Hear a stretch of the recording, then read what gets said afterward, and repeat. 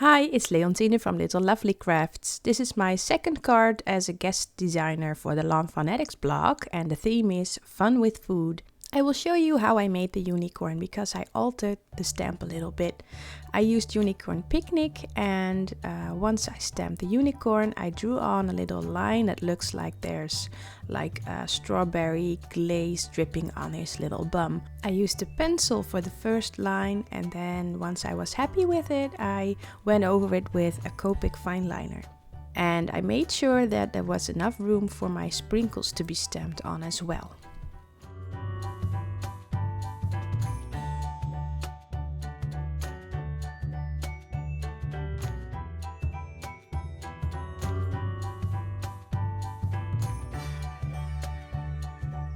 I used these 4 Copic colors for the chocolate look, and I used the 3 darkest colors for his body and the 3 lighter ones for the manes.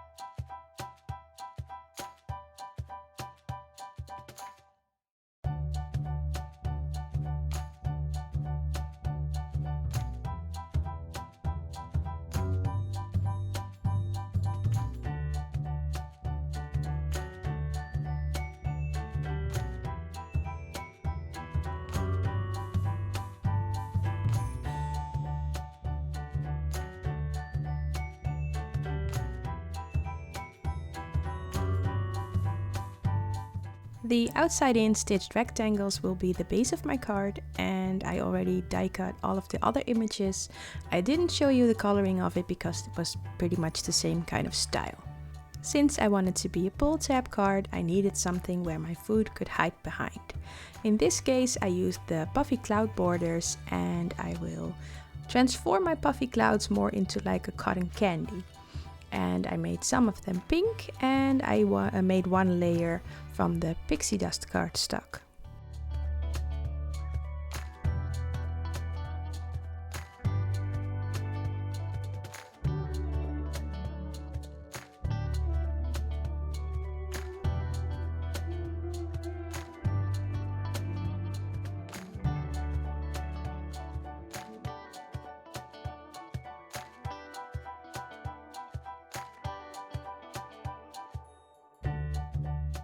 Before I can use my dies, I want to make everything in a spun sugar color, and I apply light pressure because I don't want it to be too dark.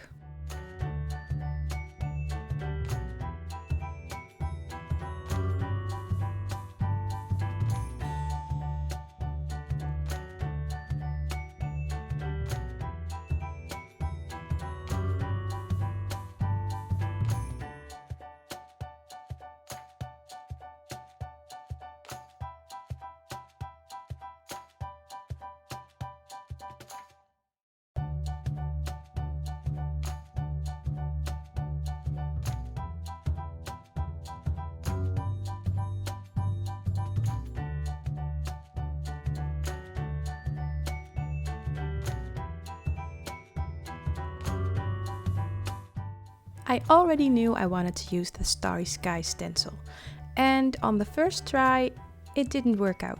I used water drops on it and it just kind of took away the attention from the stars. So I decided to make a new panel and used just the spun sugar, and I used the Stackables Moon Dust glitter gel on the stencil. I left it to dry overnight and finished the card the next day.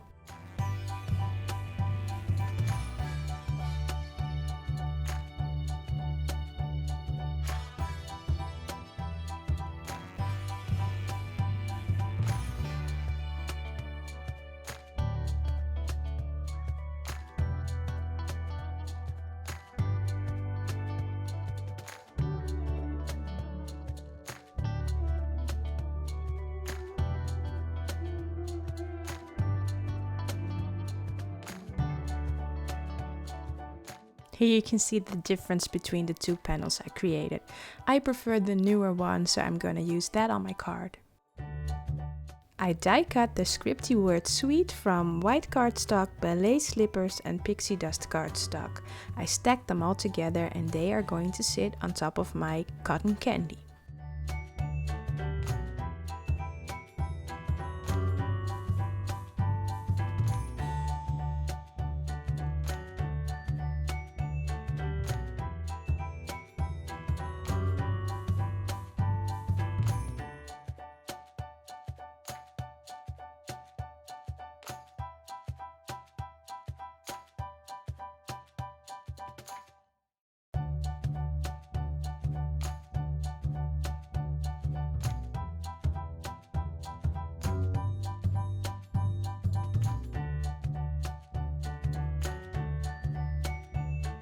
I'm using score tape to attach the cloud on the Pixie dust cardstock, and I find that it just holds better on the glittery paper.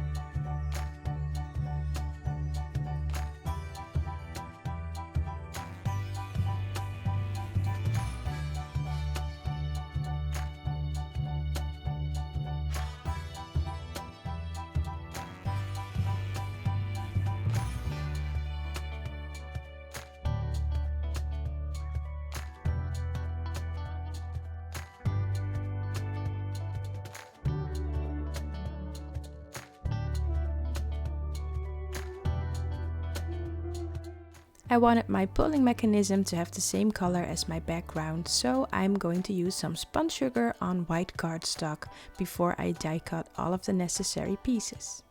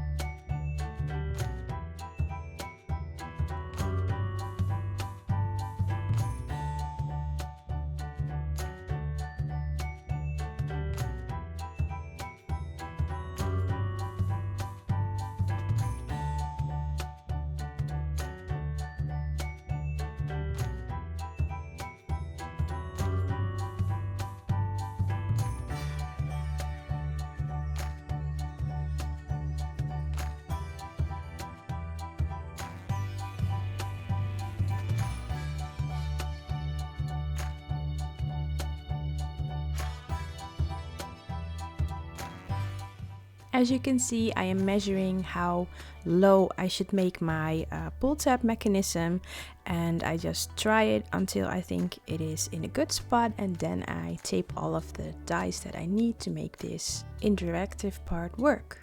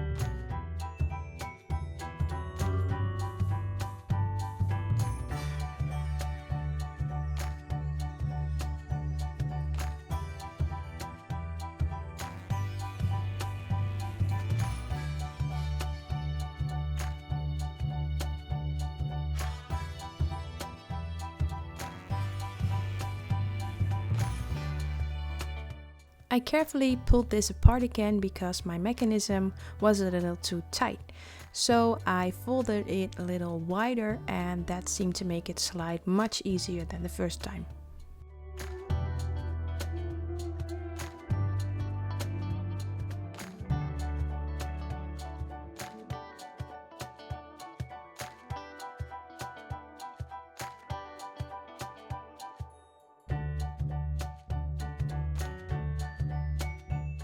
I decided to go with the original die cut part of my card because it just matched a lot better.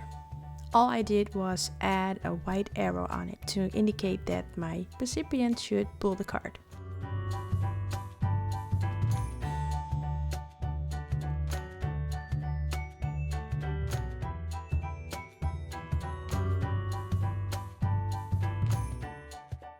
I used 2mm thick foam squares.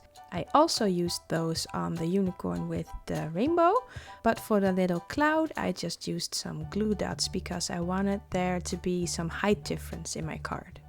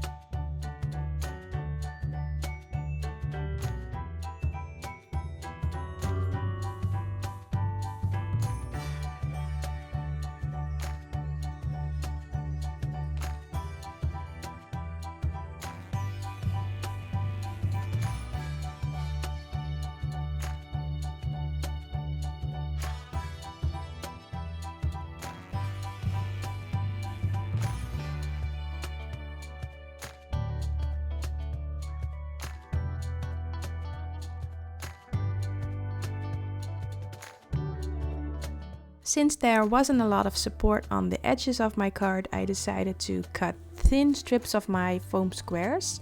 That way my cotton candy would have a little more to lean on.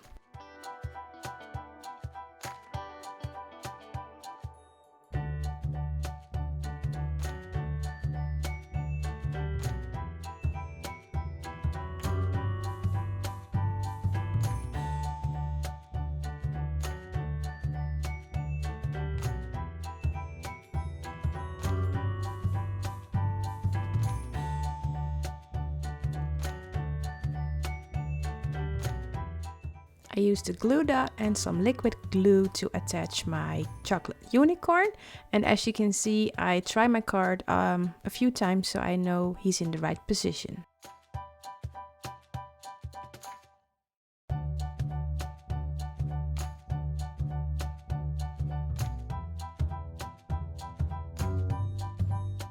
The initial idea was to use "You're Sweet" on my card, but for some reason I just couldn't find the perfect place for the sentiment to go. So in the end I decided to throw that idea away and just use something else.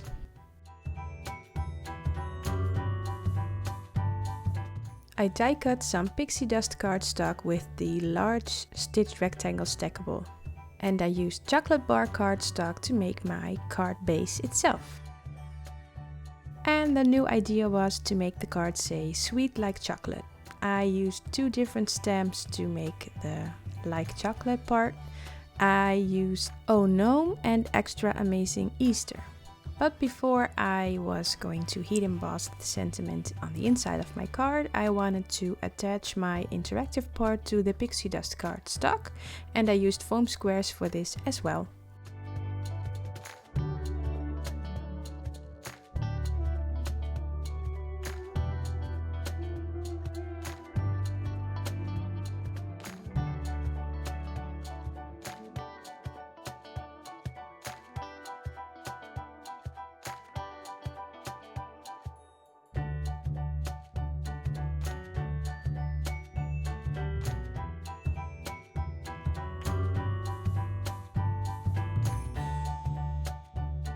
I'm making a couple pencil lines as to where I need to cut and where I need to fold my card base.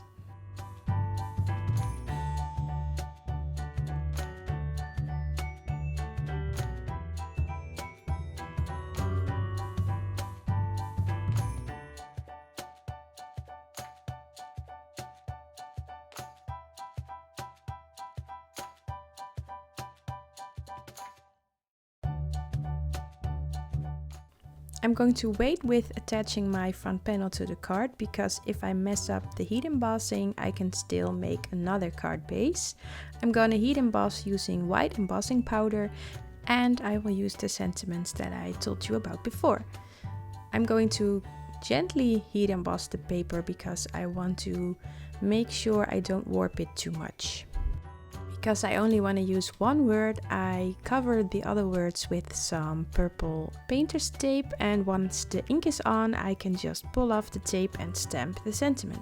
If for some reason you're still scared the other words might show up, you can just use your powder tool and wipe away those words before you apply your embossing powder.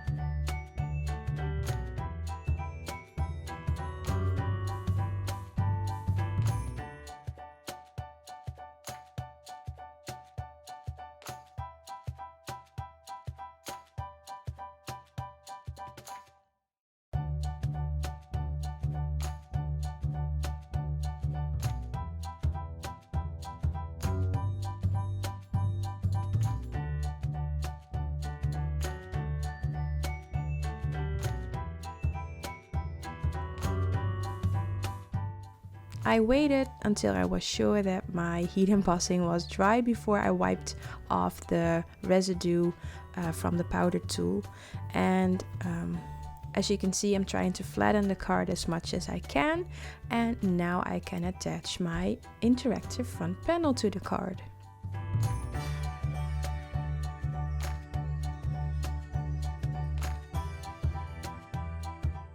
I had a few ups and downs making this card, but I'm really happy with the result.